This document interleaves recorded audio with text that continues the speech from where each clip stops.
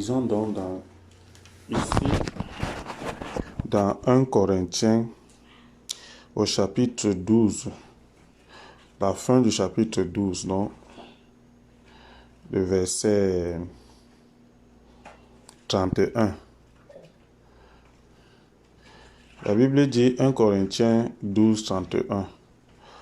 Or, désirez avec ardeur les dons de grâce plus grands.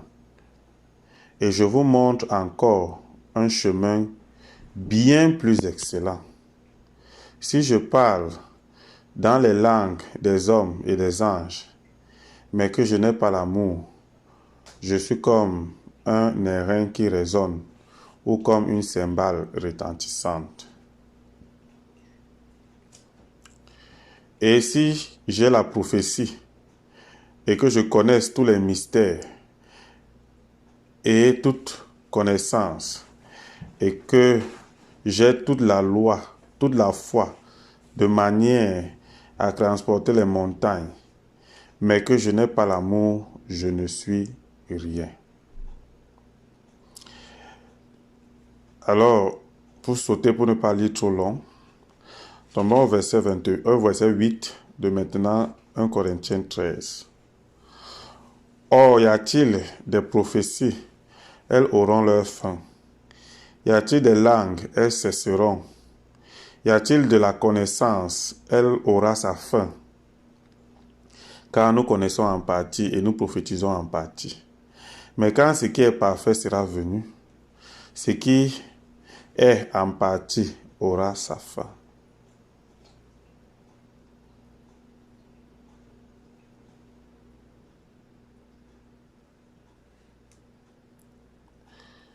Que le nom de Dieu soit loué. Nous allons nous arrêter ici et prier courtement. Seigneur, nous te prions, après avoir lu ta parole, ta merveilleuse parole, Seigneur.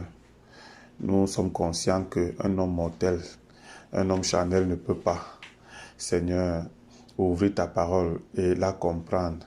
Et Seigneur, en avoir la sagesse. Mais nous sommes conscients que la Bible dit que c'est le Saint-Esprit qui discerne les choses spirituelles. Voilà pourquoi nous te prions, Seigneur, sachant que le Saint-Esprit est en nous.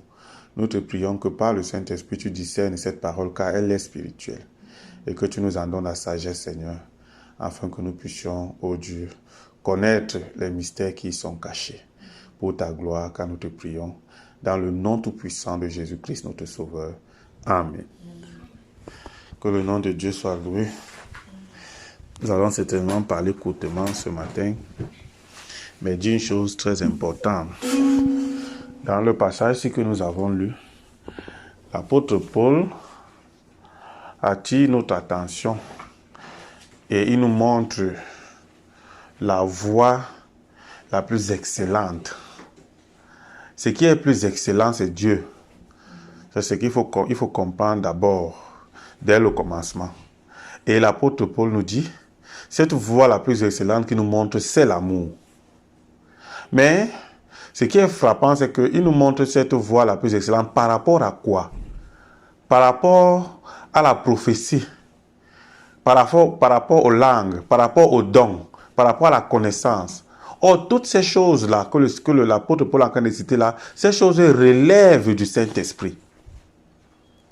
Amen. Ces choses relèvent du Saint-Esprit. C'est le Saint-Esprit qui donne les dons. Tous les dons viennent du Saint-Esprit, sont les dons de l'Esprit. Le parler en langue, qui est une forme de prophétie, si l'interprétation est donnée de manière à ce que nous puissions le saisir. C'est une prophétie. Le don de prophétie, la connaissance, c'est le Saint-Esprit qui nous enseigne. La Bible dit que tous seront enseignés de Dieu. C'est le Saint-Esprit qui est notre pédagogue, notre enseignant. C'est lui qui nous enseigne. La connaissance nous vient de lui. Donc toutes ces choses que l'apôtre cite ici, il parle du Saint-Esprit. Mais il dit que je vous montre une chose plus excellente. C'est terrible. Qu'est-ce qui pourrait être plus excellent que le Saint-Esprit? Or, en ce temps-ci, c'est justement le message que nous avons reçu. Car l'Église pensait que, avec la restauration du Saint-Esprit dans l'Église, l'Église a atteint la pleine restauration. Mais Dieu a envoyé un message à ce temps de la fin pour nous dire non, il y a quelque chose de plus excellent encore que ce que vous avez. Vous avez les dons maintenant. Vous avez les prophéties maintenant. Les gens parlent en langue avec interprétation maintenant. Il y a le don de connaissance maintenant. L'Église est à nouveau vivifiée. Ce n'est plus l'Église morte qui était au commencement où les gens étaient seulement morts. Maintenant, les gens crient à l'Église par le Saint-Esprit. Les gens prophétisent par le Saint-Esprit. Les gens parlent des langues des anges et des hommes qu'ils ne connaissent pas par le Saint-Esprit. Les gens ont la connaissance de la parole de Dieu par le Saint-Esprit. Tous ces dons ont rendu l'Église, ont vivifié l'Église. L'Église est devenue bouillante, vivante. Mais la parole de Dieu nous dit que ce n'est pas fini. L'apôtre Paul dit ici à l'Église, ce n'est pas fini. Je vous montre quelque chose de plus excellent encore que les dons que vous avez, que le baptême du Saint-Esprit que vous avez. Il y a quelque chose qui est plus grand que ça. Voilà le message de Dieu pour cette heure-ci. C'est un message d'amour. L'amour est plus grand que ça. Si j'ai la foi jusqu'à transporter les montagnes, si j'ai la connaissance, si j'ai les dons, si j'ai toutes ces choses-là, mais que je n'ai pas l'amour, je ne suis rien, dit l'apôtre Paul. L'amour est plus grand que la foi. L'amour est plus grand que la connaissance. L'amour est plus grand que les prophéties. Il y a quelque chose qui est plus grand encore. Nous avions pensé par le passé, l'Église avait pensé que la foi était suffisante pour avoir toutes choses. Ce n'est pas vrai. La foi dépend de la parole de Dieu. La foi est l'expression même du fait que nous soyons encore enfants. Comme dit la Bible, mais nous devons passer de l'enfant à l'adulte. Alors nous serons des fils de Dieu accomplis. La foi, c'est l'enfant. La foi dépend de la parole de Dieu. La foi ne peut croire que quand la parole de Dieu a dit une chose. Si Dieu n'a rien dit, tu ne peux rien croire. Ça veut donc dire que la foi dépend de la parole, comme un enfant dépend de ses parents. Mais l'amour ne dépend de rien. L'amour est plus grand encore. L'amour ne dépend de rien. L'amour n'attend pas que la parole parle, afin qu'elle puisse se mettre en action comme la foi. La foi est inférieure à l'amour. On croyait que le Saint-Esprit était le summum. Mais la Bible nous dit que non. Le Saint-Esprit lui-même est soumis à la parole de Dieu. Nous dit l'apôtre Paul. Alors, il faut que le Fils règne jusqu'à ce qu'il mette toutes choses sous ses pieds, toute puissance sous ses pieds. Alors, à ce moment-là, il passera, il donnera le règne à Dieu. Car lui-même, le Saint-Esprit, est soumis à Dieu. Il est soumis à celui qui lui a donné le mandat. Lorsqu'il aura fini son mandat, alors il remettra le règne à Dieu. Dieu, c'est la parole de Dieu. Le Saint-Esprit est venu pour nous enseigner. Il est venu faire un travail. Quand le Saint-Esprit viendra, il vous conduira dans toute la vérité. Il vous rappellera ce que je vous ai prescrit. Il vous montrera les choses à venir. C'est lui qui fait ça. Mais la Bible nous dit qu'il n'est pas le summum. Dès qu'il aura fini de faire ce travail, il donnera le règne à celui qui lui a donné le mandat. Celui qui lui a donné le mandat, c'est Dieu. Il est soumis à Dieu lui-même, le Saint-Esprit. C'est ce que l'apôtre Paul est en train de dire ici. Je vous montre quelque chose de plus grand encore, de plus excellent que le Saint-Esprit. Il faut que l'Église arrive à le croire, à croire la parole de Dieu. L'Église ne doit pas penser que la Pentecôte, c'est le summum. Non, après la Pentecôte, il y a autre chose. Frère Branham dit, après la Pentecôte, alors venait maintenant la fête des trompettes. La trompette sonnait après la Pentecôte pour appeler maintenant à la grande fête, au rassemblement. Alors Israël devait passer de la fête de la Pentecôte à la fête des trompettes. Donc, les fêtes ne s'arrêtaient pas à la Pentecôte. Il y a quelque chose qui vient après la Pentecôte. Or, les trompettes, ce n'est pas la trompette, dit encore Frère Branham. Les trompettes, il y a 7 trompettes comme nous le connaissons dans la Bible. Alors, chaque ange qui a été envoyé pour une période à l'église est venu avec sa trompette, c'est-à-dire son message. pour le prêcher à l'église. Mais au-delà de ces trompettes, au-delà de ces messages de chaque ange qui a été envoyé, il y a la trompette, la grande trompette, car après 49 années, 7 fois 7, après 49 années, on sonnait la grande trompette en Israël.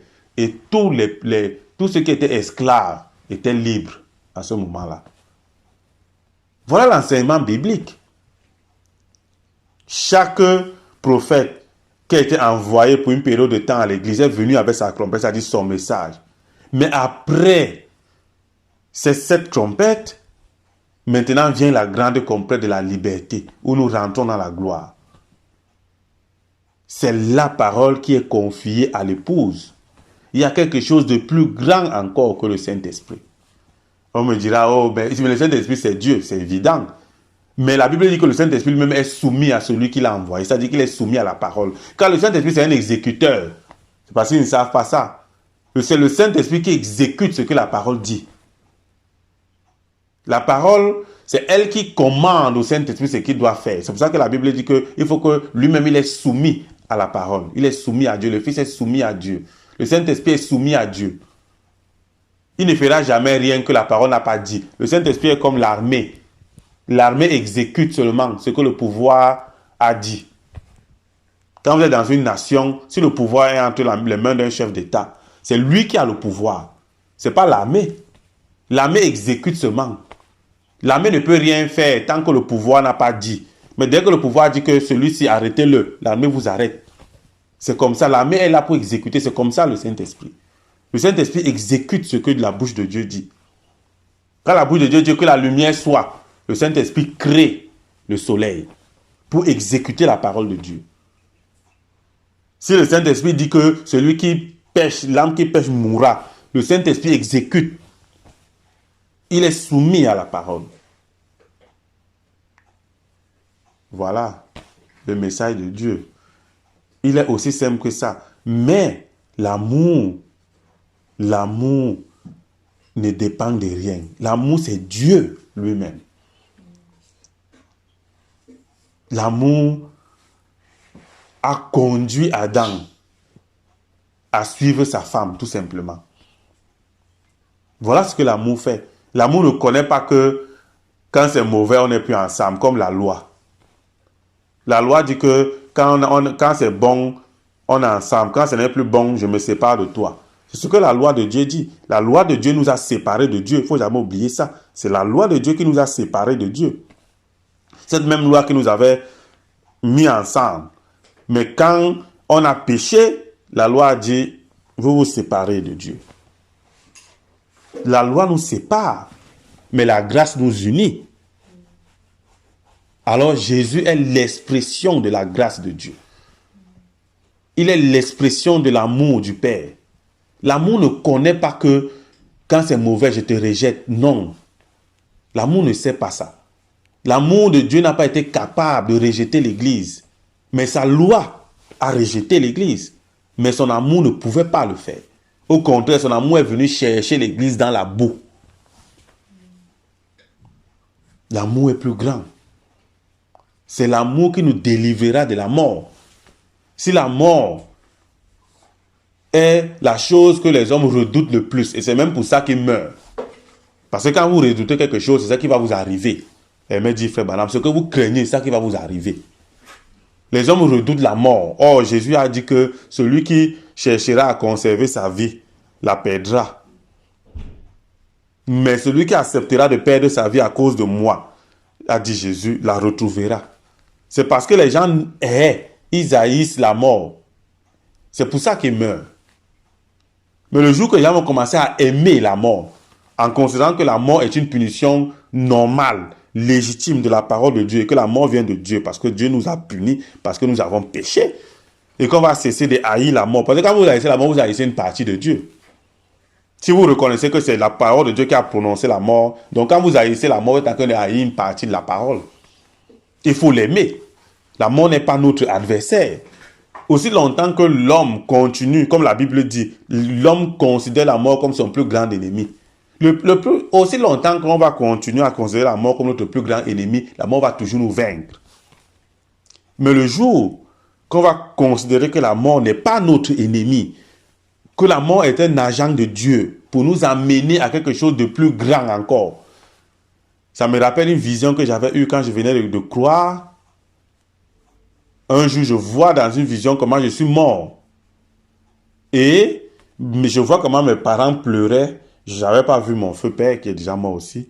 Mais j'avais juste reconnu, je crois, ma mère et ma petite sœur, ma première petite sœur, qui pleuraient autour de mon corps comme ça.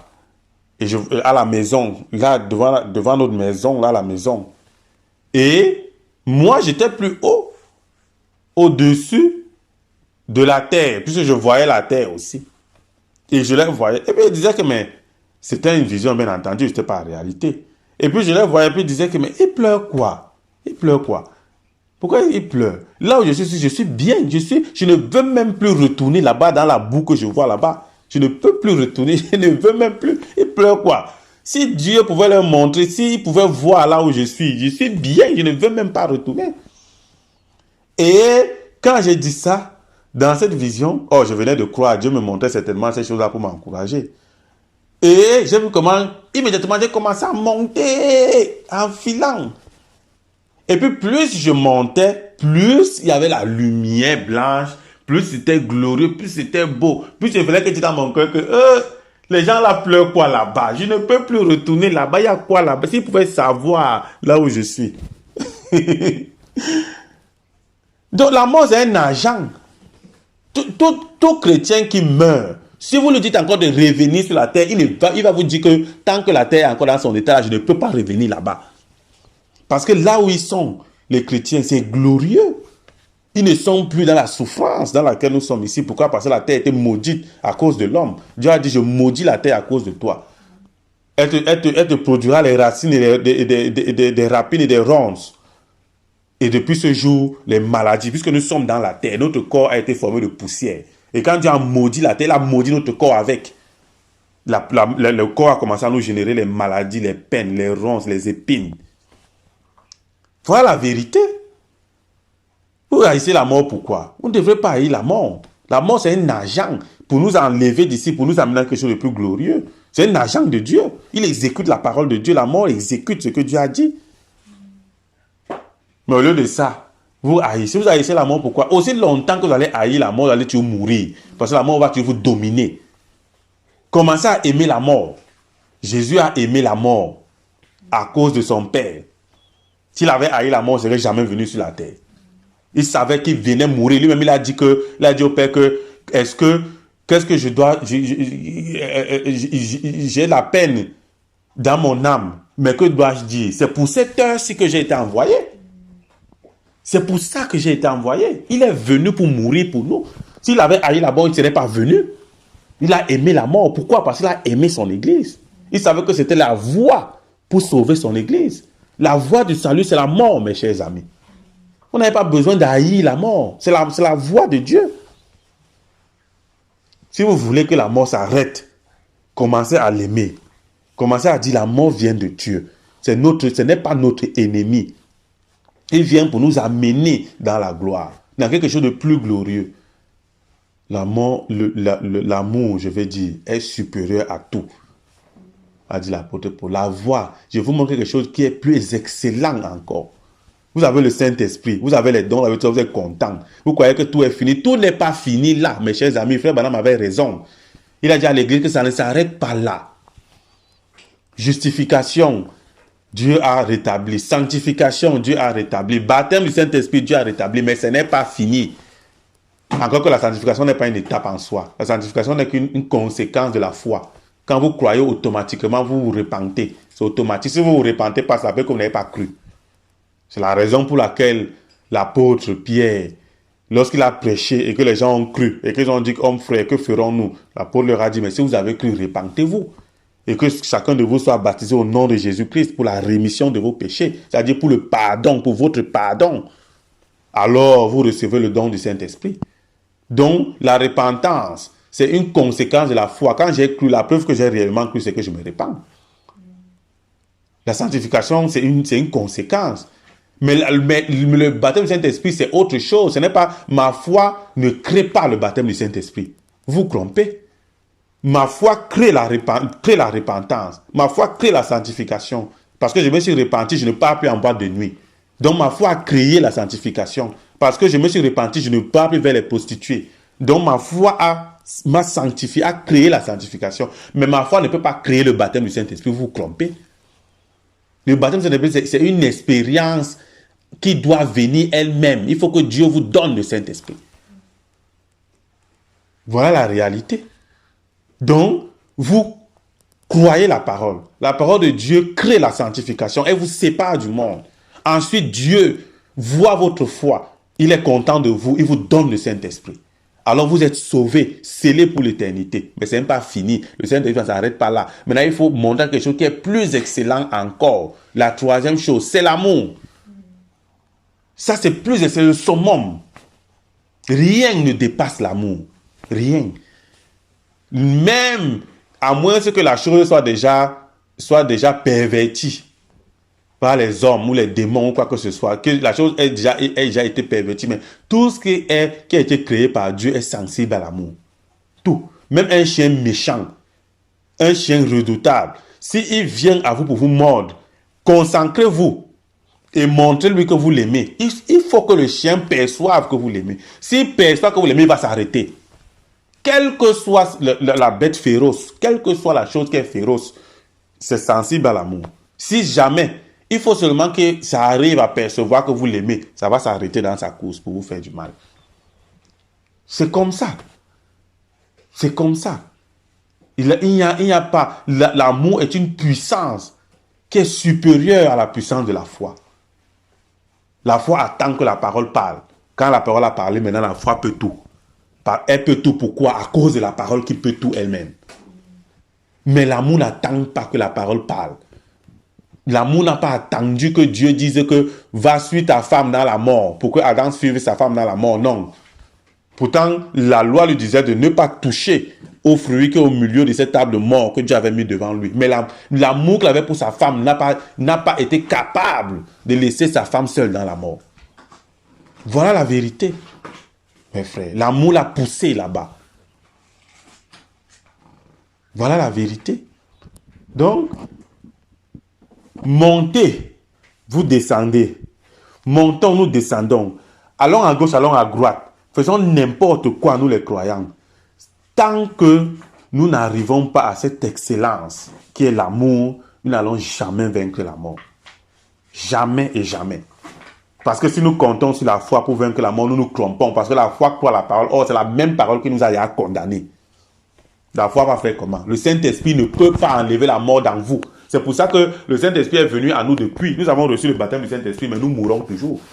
Le Saint-Esprit ne peut pas enlever la mort. Pourquoi? Parce qu'il est lui-même soumis à la parole. La parole, c'est la parole elle-même qui a dit que nous devons mourir. Et le Saint-Esprit, comme il est soumis à la parole, malgré qu'il est en nous, il ne peut pas arrêter la mort. Parce qu'il est soumis à la parole. La parole a prononcé la mort, il doit la respecter. Ne vous y trompez pas, mes frères. Ne vous y trompez pas. Votre foi ne vous aiderait pas à ce niveau-là. Là, c'est le haut niveau. C'est le summum. C'est le summum. Vaincre la mort. Seul l'amour vaincra la mort. Si la loi avait été suffisante pour vaincre la mort, Dieu n'aurait pas envoyé son amour sur la terre. Car Jésus est l'expression de l'amour du Père. Il a fallu que l'amour vienne pour arrêter la mort. C'est Jésus seul qui a vaincu la mort. Pourquoi? Parce que Jésus est l'expression de l'amour de Dieu. Seul l'amour peut arrêter la mort. Seul Jésus, l'expression de l'amour du Père, a été capable d'arrêter la mort. Seul l'amour arrêtera la mort. Voilà le message. Il est court, mais c'est le message de Dieu pour cette heure-ci. Et ce message est une folie pour les gens. C'est ce que la Bible dit. L'évangile de la croix est une folie pour ceux qui se perdent. Mais l'évangile, cet évangile-là, c'est pas la prédication, pas la folie de la prédication qu'il a plu à Dieu de sauver le croyant de la Bible. Ce qui semble fou, folie pour les incroyants qui se perdent, c'est ça que les croyants prennent comme la clé, comme le mystère révélé pour saisir la vie éternelle. Quand Il n'a jamais été autrement. Dans la Bible, il a toujours été ainsi. C'est ce que les gens percevaient comme folie pour se perdre, que les autres percevaient comme grâce pour avoir la vie éternelle et être sauvés du jugement. Et quand Noé, ce prophète de Dieu pour son temps, pour sa génération, a commencé à dire à sa génération qu'il va pleuvoir. Il va pleuvoir et la pluie sera diluvienne, de sorte qu'elle va couvrir toute la surface de la terre. Les gens ont dit que tu es fou. C'était la folie pour ceux qui se perdent. Pourquoi? Parce que la Bible dit qu'en ce temps-là, il ne pleuvait pas. Pour ceux qui disent la Bible dit qu'une rosée sortait de la terre. Dans la Genèse. La Bible dit que dans Genèse, la Bible dit qu'une rosée sortait de la terre et arrosait les plantes. Il n'y avait pas de pluie. Donc quand Noé a commencé à dire aux gens qu'il va pleuvoir, l'eau va descendre du ciel. On dit que tu es fou. Tu as déjà vu ça où? La science de leur temps. Ils ont dit que mais toute la science prouve que la rosée vient du sol. Toi tu dis que l'eau va venir du ciel par quelle magie? C'était la folie pour eux. Ils ont traité de pauvres fous. Mais c'est par cet évangile de la croix, cet évangile de la folie, c'est par ça que Dieu a sauvé les gens. Il n'en a jamais été différemment. Jésus est venu sur la terre, il a prêché l'évangile de la croix. Ils ont dit qu'il est fou. Les sacrificateurs, les souverains sacrificateurs et tout ça, ils ont dit que tu es fou. Tu dis que tu es égal à Dieu, tu es fou. Mais c'est par cet évangile de la croix, cet évangile de la folie. C'est à cet évangile que nous avons cru et c'est cet évangile qui nous a sauvés. Cette folie-là qui traitait de fou, c'est ça qui nous a sauvés. Il n'a jamais été différent. L'apôtre Paul dit, c'est pas la folie de la prédication. Ce qu'il crée de fou, il a plu à Dieu de sauver le croyant par cette folie-là. Donc, voilà le message de Dieu pour cette heure-ci. Le message que j'ai dit là, c'est le message de Dieu pour cette heure-ci. C'est ce message que Frère Branham a prêché. Montez, vous descendez. Si vous ne le croyez pas, vous n'irez nulle part. Personne n'entrera dans le royaume des cieux s'il n'a pas l'amour parfait. Personne. Montez, vous descendez. Rien qui n'est pas l'amour parfait n'héritera pas du royaume des cieux. Il faut grâce à que vous le vouliez ou pas. Et les vrais enfants de Dieu qui croient à la parole de Dieu saisiront la clé de ce mystère. Et ils entreront dans la vie éternelle. Le royaume de Dieu, c'est la vie éternelle. Quand la Bible dit que sans l'amour parfait, vous n'entrez pas dans le royaume de Dieu. Ce royaume de Dieu-là, c'est l'amour parfait. Je veux dire que ce royaume des cieux-là, c'est l'éternité. C'est la vie éternelle. C'est l'amour qui est la clé pour saisir la vie éternelle. Aussi longtemps que vous n'avez pas saisi que le secret de la vie éternelle, c'est l'amour, vous n'entrerez jamais dans la vie éternelle. Vous allez toujours mourir, vous enterrer, vos familles vont pleurer. Seul l'amour parfait entrera dans la vie éternelle. Le jour que les hommes arriveront à aimer parfaitement au point d'aimer la mort, ils auront la vie éternelle. Que le nom de Dieu soit loué. Et nous avons terminé ici.